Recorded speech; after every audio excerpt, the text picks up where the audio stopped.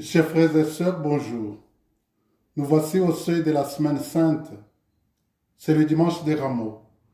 L'évangile de Matthieu nous livre un double procès auquel Jésus fait face. Le premier procès, c'est devant les grands prêtres de son époque. Jésus est accusé de se considérer comme le Messie, le Fils de Dieu attendu par les Juifs. Selon les Juifs, Jésus usurpe ce titre parce que le Messie devrait venir avec des armées pour chasser toutes les forces négatives, les forces étrangères qui les tenaient en esclavage. Jésus n'a pas cette force ni cette armée. Selon l'Évangile, ceux qui passaient devant lui, devant le crucifié, se moquaient de sa souffrance et lui faisaient des suggestions sarcastiques. Si tu es le Fils de Dieu, sauve-toi toi-même et descends de la croix.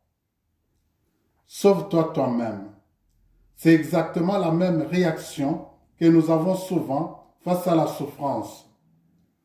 Nous sauver nous-mêmes, ne penser qu'à notre bien-être et par conséquent éviter la croix. Passer notre vie à éviter tout ce qui peut nous faire souffrir. Dieu est-il aussi comme nous? Quelqu'un qui pense seulement à lui-même et à son bonheur? Jésus ne répond pas à la provocation de ceux qui se moquaient de lui. Il ne dit pas un mot. Ce n'est pas le moment de donner des explications, de justifier sa souffrance. Jésus ne justifie jamais sa souffrance.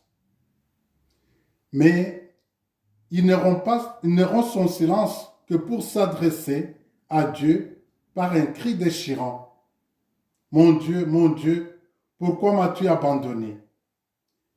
Il ne demande pas de le sauver de la croix, seulement de ne pas se cacher. Il demande à son Dieu de ne pas se cacher, de ne pas l'abandonner en ce moment de mort et de souffrance extrême. Souvent, Dieu ne nous sauve pas de la souffrance, mais il ne nous abandonne pas pour autant. Il n'a pas abandonné Jésus. C'est en écoutant le silence de Jésus que nous découvrons quelque chose de son mystère. Jésus n'est pas un être puissant et triomphant, calme et heureux, étranger à la souffrance humaine, mais un Dieu silencieux, impuissant et humilié, qui souffre avec nous de la douleur, de l'obscurité et même de la mort. Le deuxième procès, c'est devant Pilate. Devant Pilate, Jésus est accusé de se proclamer roi et donc concurrent de César, donc un insurrectionnel.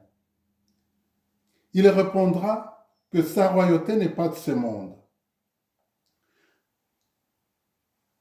À la mort, la vie de Jésus semble finir en échec.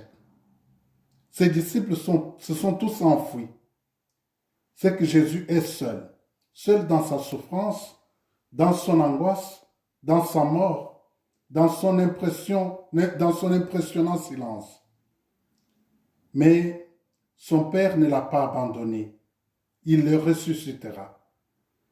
En effet, c'est quand tout semble fini que tout commence et que dans la nuit du tombeau germe l'aube de la résurrection et de la vie.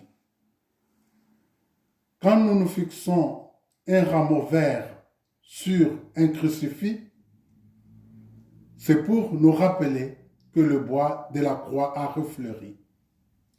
Plus que jamais, osons le croire en ce temps difficile que nous traversons. Jésus est avec nous, au milieu de nous. La croix n'est plus un signe de mort. Elle est devenue l'arbre de vie où nous nous régénérons tous. Voilà pourquoi, quand nous contemplons le crucifié, notre réaction ne peut pas être une réaction de moquerie ou de mépris, mais une réaction de confiance et de prière reconnaissante comme celle-ci que je formule. Ne descends pas de la croix, Seigneur. Ne nous laisse pas seuls dans notre affliction. À quoi servirait un Dieu qui ignore nos souffrances? En qui pourrait-il mettre leur espoir tous ces torturés des temps de prison secrète? Où tant de femmes, humiliées et violentées, sans aucune défense, pourraient-elles mettre leur espoir? À quoi pourraient-ils s'accrocher les malades dus au coronavirus, les malades chroniques et les mourants? Qui pourrait consoler les victimes des temps de guerre, de terrorisme, de famine et de misère? Non, ne descends pas de la croix, car si nous te sentons crucifié auprès de nous, nous nous sentirons encore plus perdus. Frères et sœurs, le Dieu auquel nous croyons est un Dieu qui sait ce que signifie la souffrance et la mort parce qu'il est passé lui-même par là. Le Seigneur soit avec vous.